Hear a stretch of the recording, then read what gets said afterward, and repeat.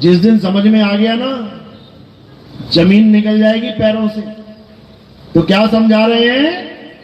जो नर पड़े 52 के फेरा, चाहे कोई हिंदू है, चाहे मुसलमान, चाहे सिख, चाहे ईसाई, अगर वो कोई भी नाम जप रहा है और उसको लगता है कि नाम जपने से मेरी मुक्ति हो जाएगी, उसको ऐसा गुरु मिल गया जिसने पूरा भरोसा दिलवा दिया, बेटा नाम जाप से तेरी मुक्ति हो जाएगी, तो समझ लेना वही गुरु कौन है?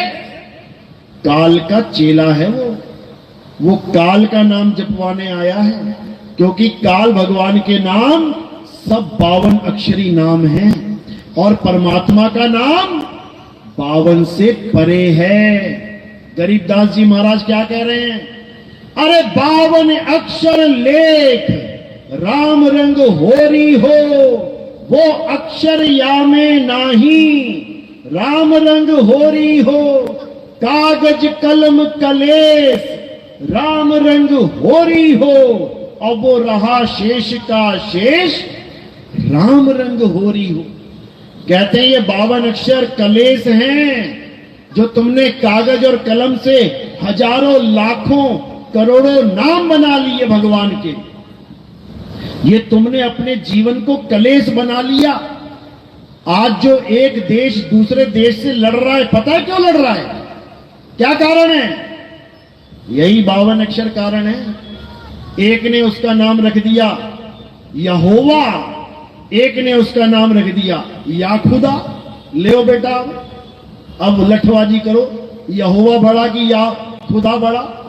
एक ने नाम रख दिया राम, एक ने नाम रख दिया वाहिगुरु, एक ने नाम रख दिया अल्लाह, एक ने नाम रख दिया गॉड। अब मारो लठ एक दूसरे के। 52 अक्षर का खेल है ये। 52 अक्षरों की, ये हमारी तुम्हारी लड़ाई नहीं है। हम सब एक मालिक के बच्चे हैं। सब कह रहे हैं, हर धर्म कह रहा है कि परमात्मा एक है, हम सब उसके बच्चे हैं। तो भैया काहे लड़ रहे हो? क्यों लड़ रहे हो? कारण क्या है? कारण है 52 अक्षर। मैंने उसका नाम रख दिया राम और वो रख के बैठा है खुदा। अब मैं ना मानता कि खुदा है वो, मैं तो राम में बिल्कुल संतुष्ट हूं। ये है झगड़ा। सबकी जुबान काट दी जाए, सारे अक्षरों को खत्म कर दिया जाए, कागज कलम खत्म कर दी जाए, सारे 52 अक्षर ध्वस्त कर दिए जाएं। अब बताओ तुम्हारे भगवान का क्या नाम है? कौन सा मंत्र जाप करोगे? कौन सा ग्रंथ लिखा है? क्या पढ़ोगे? कुछ नहीं, क्योंकि ये सारा खेल 52 अक्षर का है। सारा खेल 52 अक्षर का है। सारी आरतियां भगवानों की, ओम जय जगदीश हरे, जय संतोषी माता, जय पिता, जय बाबा, सब 52 का खेल है। सारे ग्रंथ, वेद पुराण गीता भागवत उपनिषद, सब 52 का खेल है। बाइबल कुरान पुराण सारा 52 का खेल है। सारी नमाजें, सारी प्रेयर, सारी अरदासें, सब 52 का खेल है। ये सारा 52 का ही तो खेल है मेरे भाई। और इसी 52 में उलझ पुलझ के सारा संसार ऐसी कगार पे आ गया है कि कभी भी परमाणु बटन दब सकता है, केवल इस 52 के चक्कर में। समझ लो, अगर ये 52 का खेल ना हो तो सब भाई भाई एक दूसरे की मदद करें, एक दूसरे से प्यार करें, एक दूसरे के सुख दुख को समझें। लेकिन नहीं, 52 इनको इंसान से प्यारा है। बोल जय श्री राम वरना गला काट दूंगा, बोल अल्लाहू अकबर वरना जान से मार दूंगा। इनको 52 प्यारा है। इनको अपने भगवान की बनाई संतान प्यारी नहीं है। इनको अपना भाई प्यारा नहीं है। मुसलमान नहीं सोच रहा है कि यहूदी हमारे भाई हैं। अल्लाह ने ही यहूदियों को भी बनाया है। यहूदी नहीं सोच रहा है कि मुसलमान उनके यहोवा के ही बच्चे हैं। मुसलमानों को किसी और ने नहीं बनाया। हिंदू नहीं समझ रहा है कि ईसाई सिख मुसलमान उसी परमेश्वर के बच्चे हैं जिसने उसको बनाया है, उसी ने सबको बनाया है। नहीं मानने को तैयार है, क्योंकि 52 प्यारा है। 52 छूटने का नाम नहीं ले रहा। इसीलिए सब संतों ने सबसे पहले 52 पे प्रहार किया है। 52 पे समझ जाओ। तो क्या कह रहे हैं? 52 अक्षर लोकत्रय, सब कुछ इन्हीं माही, और ये अक्षर खिर जाएंगे, वो अक्षर इनमें नहीं।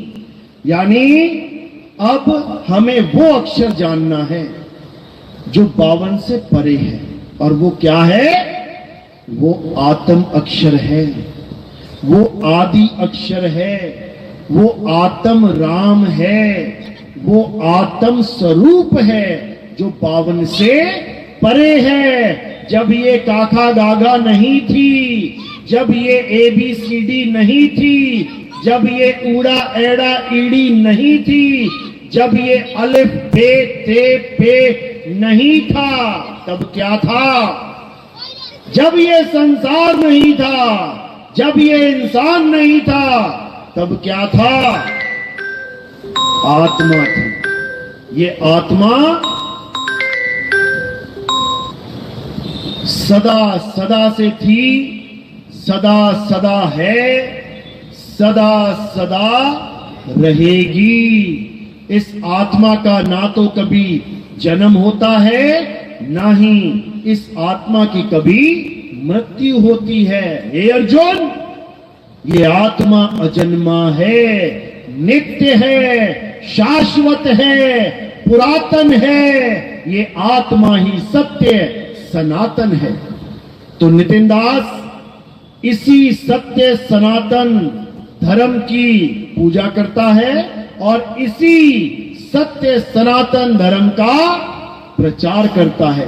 सत्य सनातन धर्म का मतलब ये बिल्कुल नहीं है कि तुम किसी देवी देवता की पूजा करो, या तुम किसी पत्थर को भगवान मानो, या तुम किसी नदियों में स्नान करने को सत्य सनातन धर्म समझो। बिल्कुल नहीं, बिल्कुल नहीं।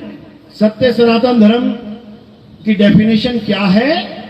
वो जो सदा से था, सदा है, सदा रहेगा, उसे सत्य सनातन अर्थात आत्म देव कहते हैं।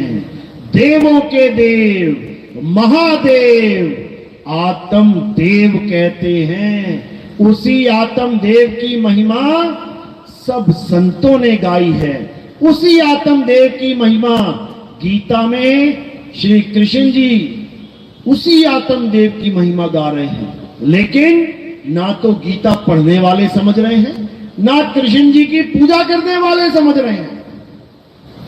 अगर गीता को अच्छे से समझ लिया जाए, अगर गीता को अच्छे से अध्ययन करके हमारे सत्संग सुनने के बाद समझा जाए, तो तुम्हें एक एक बात समझ में आने लग जाएगी कि गीता क्या करने को और क्या त्यागने को कह रही है।